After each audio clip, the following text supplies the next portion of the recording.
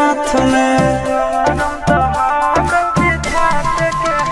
आगे जन्मों से भले दोनों रहेंगे साथ में, करम तो विधात के हाथ में। कन्हैया से मिल जाते हमारा तो मंगल तियल कान के है आगे सोना, मंगल तियल कान के। जोड़ी है बनावल भगवान के, दोस्त न